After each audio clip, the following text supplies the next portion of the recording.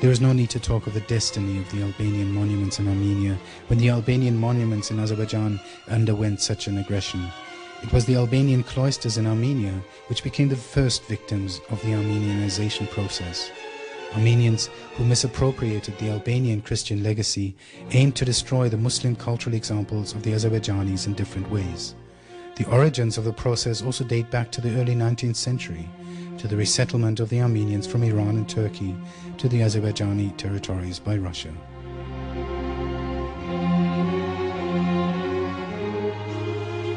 The words of Shavrov, a Russian official who was directly involved in the resettlement process, are also evidence of this historical reality. He wrote about the resettlement of more than 1 million Armenians to the Caucasus by the Tsar administration from 1828 to 1911. According to Russian and Armenian sources, which confirm the seemingly never-ending resettlement process, the Caucasus received about 350,000 Armenians from 1914 to 1916. As for the Azerbaijanis in these territories, they were driven out of their native lands stage by stage. The comparison of the statistic data of the early 19th and the early 20th centuries indicates clearly that the number of Armenians in Yerevan province increased by 26.6 times due to resettlement, whereas the number of the indigenous Azerbaijani population, which formed the majority up to the occupation of the province in 1828 by Russia, increased by a mere 4.6 times. Removing the traces of the Azerbaijanis from this territory had been turned into one of the main duties of the first Armenian state in the Caucasus. The state was established in 1918 with an area of 8,000 to 10,000 square kilometers, with Yerevan town as its center, which was conceded by Azerbaijan to serve as a capital. With the success of their policy of ethnic cleansing against Azerbaijanis in 1918 to 1920, Armenians could continue to pursue their aims in the Soviet period. The autonomous oblast status granted to the mountainous part of Karabakh inside Azerbaijan in 1921 under pressure from Stalin, and the expansion of the territories which they had achieved through the so-called Sovietization were not enough for the Armenians. In order to please them, Stalin realized the policy of deportation of the Azerbaijanis with his decree of December 23, 1947.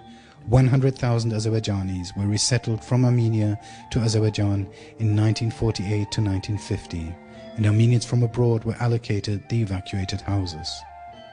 Armenia, which gradually expanded to 29,800 square kilometers at the expense of Azerbaijani territories and received about 230,000 Armenians from abroad between 1921 and 1973, did not retract its demands of the inclusion of Karabakh under the pretext of claims on the mountainous part and Nakhchivan in Armenia. Concerning the Azerbaijanis who remained in Armenia, the ethnic cleansing was concluded with the next and final deportation stage, which started in 1988 and ended in 1991 with the expulsion of Nuvadi village in the Mehri district within one day. Along with ethnic cleansing, the process of removing the place names of Azerbaijani origin was also underway.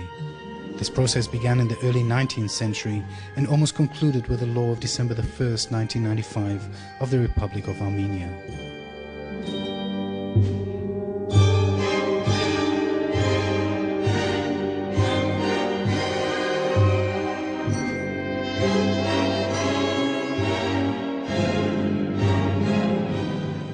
As for Azerbaijani monuments, only 2 of the mosques could survive until 1988.